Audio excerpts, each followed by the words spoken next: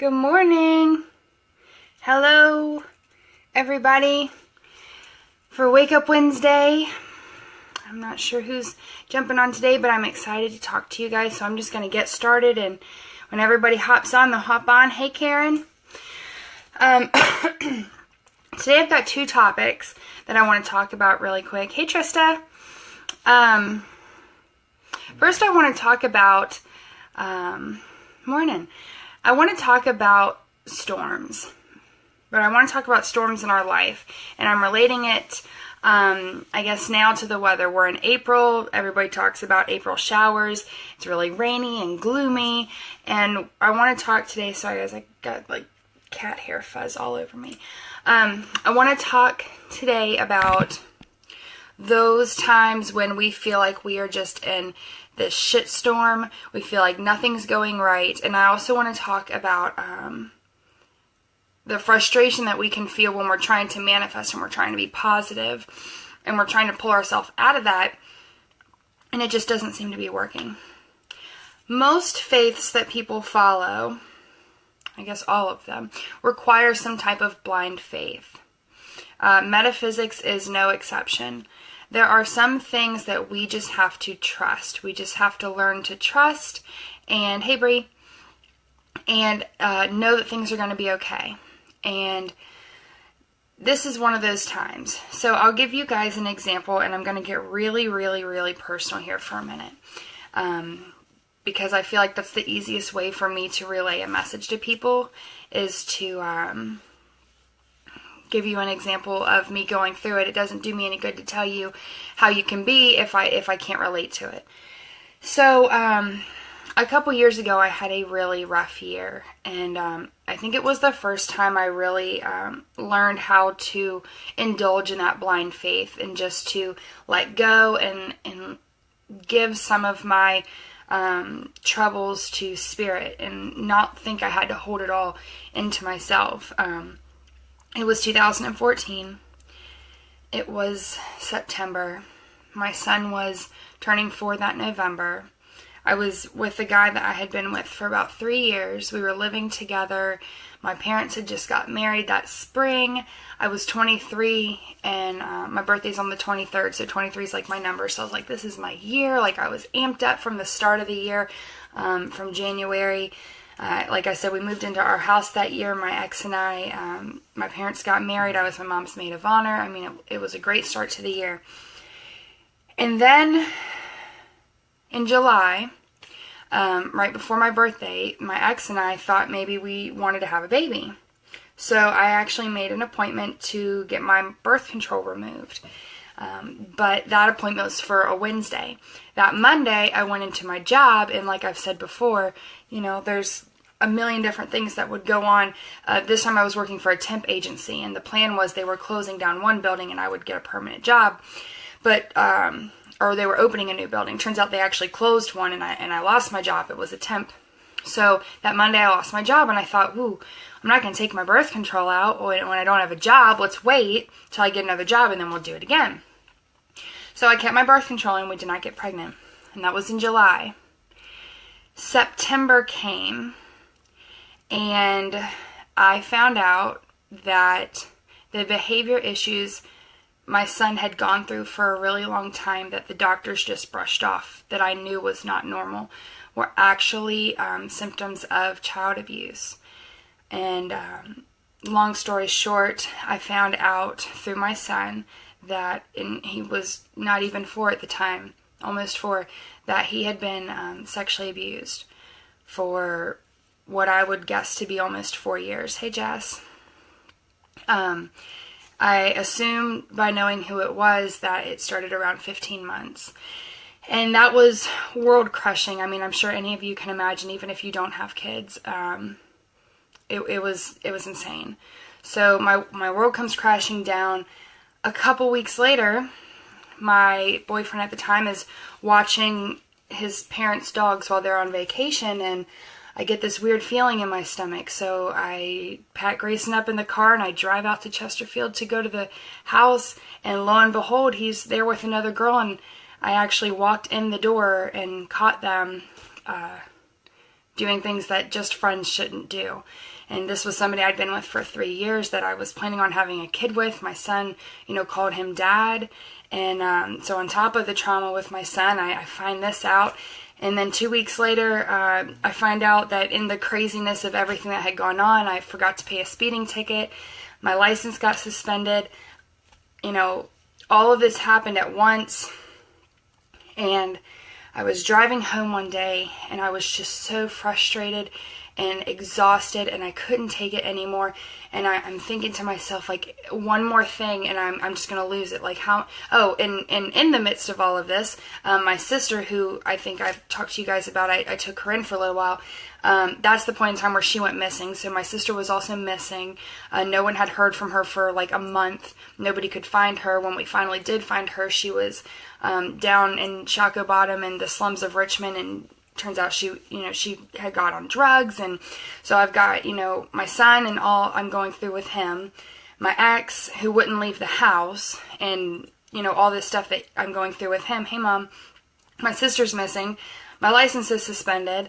When I found out that my ex was going through this, I told him, I said, you know what, I can't deal with you. I've got my own kid to deal with. I can't deal with you being unfaithful. This is not something new. So we're done. And he wouldn't move out of the house. So all of that going on, my ex starts tormenting my son and, screaming and calling me awful names to my 3-year-old, stomping through the house at night so he couldn't sleep, blasting his music. And I'm just like, I'm being tortured. Like, I felt like I was like in this like prisoner camp and I was being tortured. Like, all this stuff is going down and I'm like, I can't breathe. What am I supposed to do? And, I'm talking to my guides constantly, and I'm like, I cannot take anymore. Like, how much more can you put on a person at one time? My boyfriend's cheating on me. My son has been abused for 3 years. I can't drive, and I'm driving when I'm not supposed to. And then my boyfriend's, like, tormenting me and my son, threatened to burn the house down while we were sleeping in it. The cops wouldn't do anything. They said it was civil and I should just leave so that he could trash the house while I was gone, and then I don't get a security deposit back. Guys, 2014 was my turning point. This was my pivotal moment. And when I write my memoir, look for this chapter because it is going to be the juiciest. Like, I'm just skimming the surface, y'all. But one day I'm driving home from work, and that song by Carrie Underwood, Something in the Water, comes on. And there's a verse in it that says, couldn't fight back the tears, so I fell to my knees, saying, God, if you're there, come and rescue me. And even now, just saying it, even when I remember that moment, like, my whole body lights up and I get choked up. And I heard that song and I heard that line as I'm pulling in my driveway. And I'm not sure where Grayson was. I think I might have told my mom to take him for the night because I was just going to lose my mind. Because he wasn't with me. So I get inside and I go to my room, which wasn't my room anymore because my ex had taken all my stuff out of my room and thrown it in the living room. So I had to shove it all in the guest room. And I get into my bedroom, and I did just that. I fell on my knees on the floor, because I'm not a crier, guys. If you don't know me, my mom says I'm emotionally retarded. It's really, I have personal detachment. And basically, it's the same thing. I can't cry, even if I want to. If somebody close to me passes away, or, something really sad happens, or if I'm talking to a client and they're telling me something, I can't cry. And in those moments when I do, like, move out of the way and let me get it out, because it's like full, like, water country waterworks, like, it's all coming out and I need that release.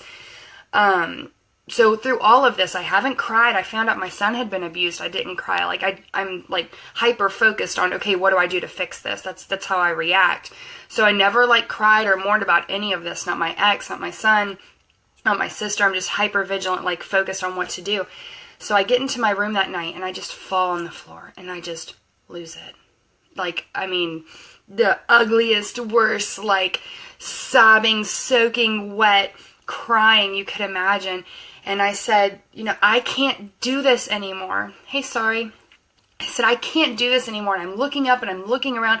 I said, God, universe, spirit, source, whatever you want to be called, I'm talking to you. I need you. I cannot do this anymore. I'm gonna lose my fucking mind. And excuse my language, but that's how like intense it gets when I put myself back in that mode. I couldn't do it. I said, I can't breathe. I can't be here for my son. I can't focus at work. I can't find my sister. I can't do all of these things if I'm harboring all these emotions inside of me. I need your help. I can't do it. Help me. And I cried almost all night, and I finally fell asleep.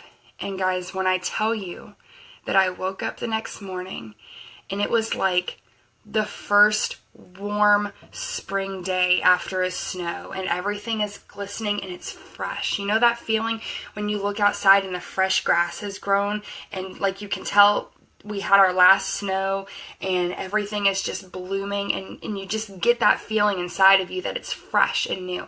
That's how I felt. Like that spring feeling was inside of me. I felt it, and I knew what it was. I knew that, God, love, source, spirit, whatever you call it, I knew that source was there, and my guides were going to help me, and I was going to get through it, and I wasn't by myself. And I don't say that I was alone, because I didn't have the biggest, most best support team in the world with my mom and my family and, just everything, everybody around me physically, but emotionally I go internal. I can handle these things on my own, and I don't like to talk about them out loud. So this is not easy either. I don't resonate well with sympathy, and because I can handle these things by myself is what I feel inside. So when I tell you guys that I just let it go, and I let source take it, and I said, I just need your help, just do something. And I woke up the next morning and I had that spring feeling inside of me. I was resolved. It was like I never cried about it again, and I said, okay, this is my turning point. It's enough feeling sorry for myself. It's enough stressing over what's happened. It's enough wishing I could take everything that's happened in the last 4 months back. It's time to focus on what I'm going to do in the next 4 months to fix it. And I have a friend whose name is Jerry, and I don't know if you watch these videos, Jerry, but Jerry has 2 things that she has said to me in my life that have really stuck with me. One is, Jerry is very religious. She's Christian, and she's the sweetest girl in the world. And she would always sing this song to me, and I think it goes something like, if you're a girl or if you're a boy, don't let the devil steal your joy. And, I'm not religious or anything like in that sense, but that song always stuck with me. And I'm like, yeah, I'm not going to let nobody steal my joy. And the other thing is, Jerry's very much like me, hypervigilant. What's your next move? And that's what she would say to me. Okay, Megan, what's your next move? I would call her and I would stress and I would fuss about, all these things, and I'm just like bitching to her about everything that's going on, not looking for sympathy, because I know if I talk to her, I'm going to get, okay, what's your next move? You talked about it, what's your next move? So that was a really important thing that she had said to me that really stuck out in my mind in all of this after I woke up with that spring feeling, and I knew that I just had to focus on my next move. So I'm sitting there and I'm driving myself to work the next day in my car that I'm not supposed to be driving. And I'm talking to Spirit, and I'm like, all right, guys, I know it's still raining. I know this is far from over. I know we've got a lot of legal stuff to go through, and I've got to get this guy out of my house, and we got to find my sister, and I got to get my car straight. Like, I know it's not done. This is not like a false comfort that I'm feeling. I'm just okay with that. Let's fix it now. And they sent me this this message oracally. I just popped it in my head. They gave it to me, and it said something along the lines of, the storms that withstand the G-force winds are not the ones that don't bend with the wind. Okay? They're not the ones that brave against and fight the wind and say, no, you're not going to move me. You're not going to change me. It's the ones that learn to bend with the wind and adapt to what's going on around them. Those are the ones that don't fall. Those are the ones that don't get knocked over. The ones that get headstrong and try to fight back and have this like strong, like stern presence. That's not the ones that survive the winds. It's the ones that learn to move and learn how to work around the winds and still get their sunlight and do what they need to do. And it really resonated with me because I needed to realize that I wasn't fighting anybody. This was just what was going on, and I had to push through and do whatever I needed to do to survive and to help my son and to get my house. And once I had that mentality switch, things started to turn around really fast. I started getting better answers with my son and what we went through with that. I I actually got the idea to message my landlord and tell him that my ex was moving out, even though my ex was trying to take the house himself. And I asked the landlord if I could sign the new lease early, so I put just my name on it, and then I told my ex that I had already signed the lease and that he had to leave. And I met my husband a couple months later, and I did a video on manifestation about how I met him, and I just, things started to turn around really quick. And I just want to let you guys know that when you feel like you're suffocating in these hurricanes and these G-force winds and these tsunamis. Hey, Tommy. Hey, Ethan. I'm glad that you can resonate with that. That's what I'm looking for. I just want people to know that when you're in the midst of the storms don't last forever. That's another thing that Spirit, has given to me, and I hold with me all the time. Storms don't last forever. The rain is eventually going to stop. You just have to learn how to roll with it and how to adjust to your surroundings and know how to make it out on the other side. They don't last forever. And that mentality is what's going to pull you out. It goes back to manifestation. We don't necessarily manifest on our own time, but we can do it. And a lot of people lose faith when they're trying and trying and trying and it doesn't happen. And then if you stop trying, it's never going to happen. But when you set your mind to it and you know that this is going to be okay and I'm going to get through it, and that's what I did in that pivotal moment. I just gave it up. I said, I can't handle it. I need your help. It's okay to ask for help. That's what they're there for. And you just figure out how to make it through, and you don't give up, and you don't let the winds and the rain just keep beating you down. I want to show you guys something. The following spring after that year, my mom wanted to get a tattoo for her dad who passed away, my papa. And it was in the spring, and my life had finally seemed like it had hit a resolving point. My ex was out. My now husband, then boyfriend, moved in with me, and he was just this knight in shining armor. You guys, I can't... I don't even know. It's out of a book or something. Like, he's just so amazing. And so I had that. I'm signing Grayson up for kindergarten. I got a new job. My car was straight. Like, everything had resolved. And I said, you know what? I want to get a tattoo also. I want to get a tattoo to remind me of this hellacious, pivotal monster of a lesson year. I need something to remind myself that if I can get through this year, if I can get through all that at one time, that I can get through anything. And that if I need Spirit, if I need my guides, they're there, and I don't have to carry all that on myself. Even if I don't want to, expel it, physically to people and put all my stress on other people, that I have somewhere I can put it and unload it, and I know that I don't have to hold it all in by myself. Somebody can take it, and it doesn't have to be somebody, here that I love, or, they don't have to add extra stress. So I want to show you something. I want to show you guys the tattoo that I got. And I got this tattoo because when John and I first met, I'm a very open book. I'll tell anybody anything about my life. I don't have any reservations or I don't have a shy bone in my body, y'all. I'll tell you anything. So when he first stepped on the scene, I was like, this is what I'm going through. Like, here's all of it. Here's my son and my crazy psycho ex, and here's my job and my car and my sister, and here you go. If it scares him off, then it scares him off. If it doesn't, then that's awesome.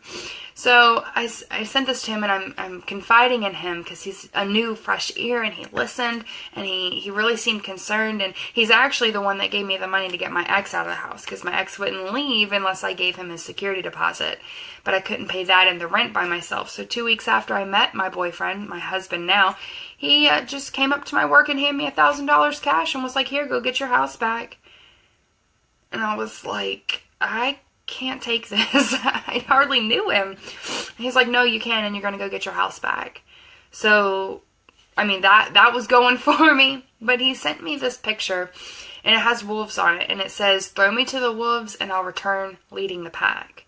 And he said he sent it to me because it reminded him of me, and he had only known me a very short time.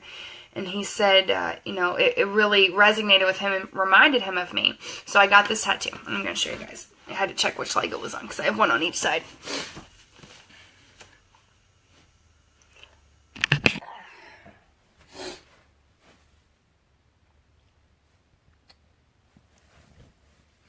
You guys see?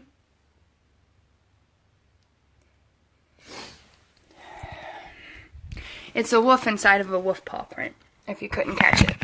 But I got that for me to always remember that if I could get through all of that, and I could make it through all that without being on anti-anxiety medicine.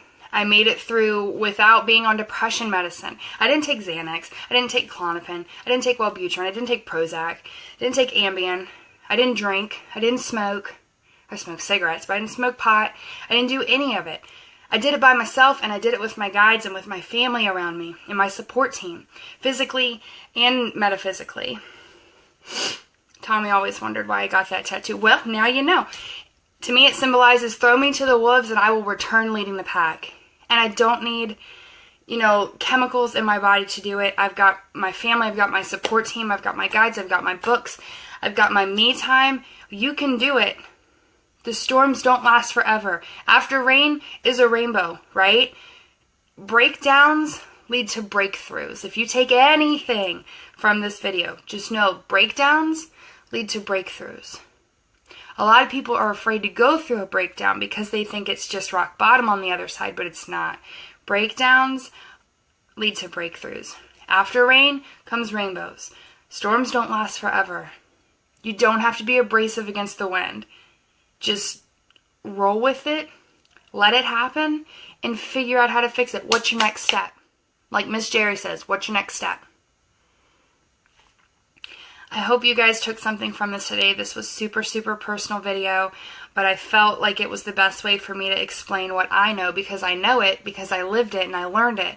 And I know now that you guys know I've been through it, and I'm not just preaching up here something that I don't have any personal experience with.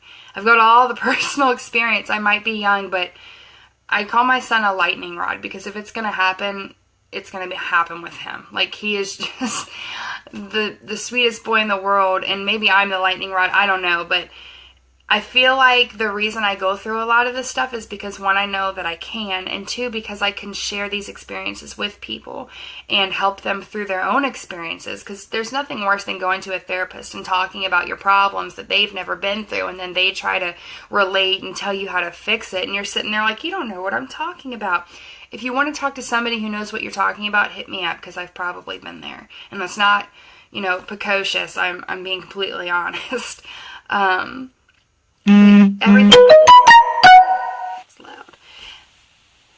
Everything happens for a reason, and I know that these things I've been through are for a good reason, and it's for my own growth, and it's for other people's growth, and for me to be able to help people. And I just want you guys to know that your storms will not last forever, and the rain will eventually stop. And don't be afraid of the breakdown. And if you ever need to talk to somebody, or you have any questions, or you've been through something similar and you feel comfortable talking about it, even if it's vague, leave it in the comments, because this is a really great place for everybody to see that they're not alone. And I know a lot more people watch than comment, because like I said, some of my videos have like 11,000 views, and I definitely don't have 11,000 comments. So what's going on? If you're watching today, leave a comment. Just say hi, or a smiley face, or a heart, or something. Let more people know you're here, and that you're watching. And if it resonates, just say so. Let more people know that these things are not as infrequent as they seem, and that we're all together, and we're all going through the same shit on a different day, and we can be here to support each other. Thank you, Ashley. If you can't use what you've been through to help someone else, I kind of feel like you went through it for no reason. You're exactly right, Tommy. I really think, if not for my own soul growth and whatever reason I picked these lessons for before I came here, I know that at least one of the reasons is to be able to help people. And I'm not a shy talker. A lot of people go through things and they don't feel comfortable talking about it. I'm going to get right in your face and talk about it. And I think that makes more people comfortable to talk about it. And talking about it helps. And at least it helps people know that they're not alone. And I'm not saying people don't reach out, because I know a lot of people in here send private messages, and that's okay too. But just give me a thumbs up or something, or share the video. And you never know, somebody that is watching on this video, a lot of people, I don't even know everybody. I mean, some people are in the UK, different countries. There might be somebody that you know, or somebody that knows somebody that you know that needs to see this video. So share it, and share it, and share it, and share it, and share it, because you don't know. Somebody might need to see it that's not watching right now, and you may be their connection to that. So there's a reason you're watching it. Share it, like it, comment it, love it. And I love you guys so much, and I wouldn't be doing these videos if nobody was watching. So right now I think I've got a 7 people viewing. I don't know how accurate that thing is. Thanks, Ethan. But I know more people will see it later. But if people weren't watching, I would be talking to a phone and nobody else. So you guys are awesome, and I love all of you, and you're amazing, and I send you tons and tons of love and light, and I so appreciate you watching my videos and affirming that I'm not just rambling for no reason to an inanimate object. So, me too, Karen. I am really glad. So I'm going to go now. I think this video went a little bit longer than most, but it was really important, and it needed to be said, and I needed to get it out and let you guys know that, that relief comes after the storms. I love you guys so much. I'm going to hop off of here. I hope you have a great rest of your Wednesday, and I'll see you next week. I send you lots and lots of love and light. Bye, guys.